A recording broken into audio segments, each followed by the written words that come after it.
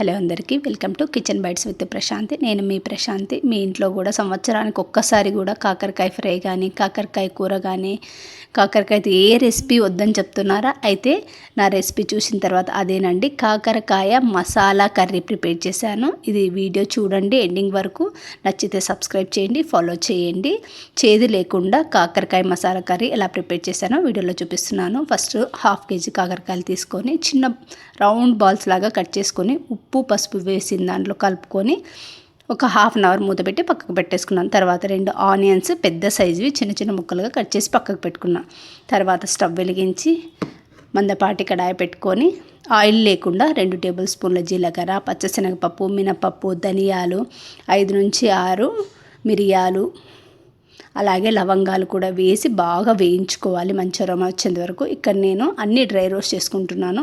10 నుంచి 15 ఎండు కొబ్బరి ముక్కలు వేసి వేగించుకోవాలి. ఇక్కడే గసగసాలు కూడా కొన్ని యాడ్ చేసుకున్నాను. ఇవన్నీ బాగా వేయించుకున్నాక వేరొక ప్లేట్లోకి పక్కకు పెట్టేసుకున్నాం. అదే బాండిల్లోనే కొంచెం ఆయిల్ ఎక్కువ వేసుకోండి. ఆయిల్ హీట్ అయినాక మనం ముందే నానబెట్టి పెట్టుకున్నాం కదా కాకరకాయ ముక్కలు, అవి చేత్తో బాగా పిండుకొని ఎక్సెస్ వాటర్ అంతా గిన్నెలోకి వెళ్ళిపోయేంత వరకు పిండుకోవాలి. అలా పిండుకుంటేనే కాకరకాయ ముక్కల్లో ఉన్న చేదు అంతా వెళ్ళిపోయి వాటర్లోకి చేదు రాకుండా ఉంటుంది మసాలా కర్రీ. చూస్తున్నారా వాటర్ ఎంత వచ్చిందో?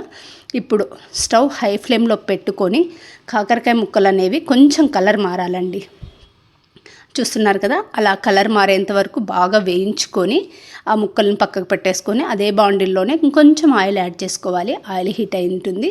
జీలకర్ర, ఆవాలు, కట్ చేసి పెట్టుకున్న ఆనియన్స్, పచ్చిమిర్చి చీలికలు, కరివేపాకు ఇవన్నీ వేసి బాగా మంచి అరోమా వచ్చేంత వరకు వేయించుకోవాలి.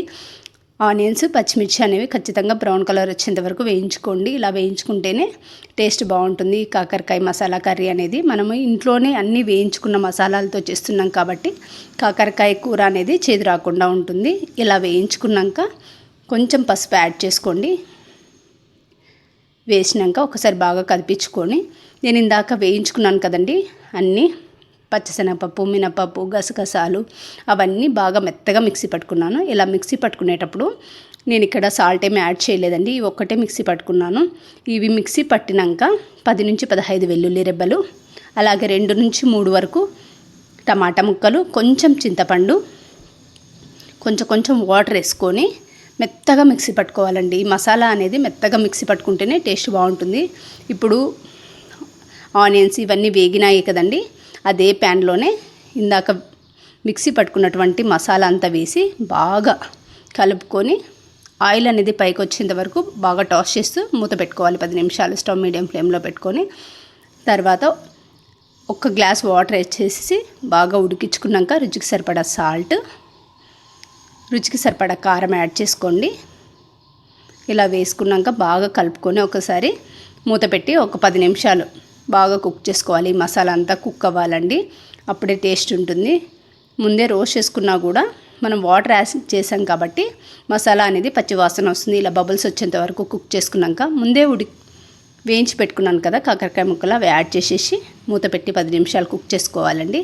ఇలా కుక్ చేసుకుంటే ఈ మసాలా అంతా కాకరకాయ ముక్కలకు పట్టి చేదు రాకుండా టేస్టీగా ఉంటుంది. అంతేనండి, ఎంతో సింపుల్ టేస్టీ హోమ్మేడ్ మసాలాతో ప్రిపేర్ చేసిన కాకరకాయ మసాలా కర్రీ ఇలా ఇంట్లోనే ఈజీగా తయారు చేసుకోవచ్చు. సింపుల్.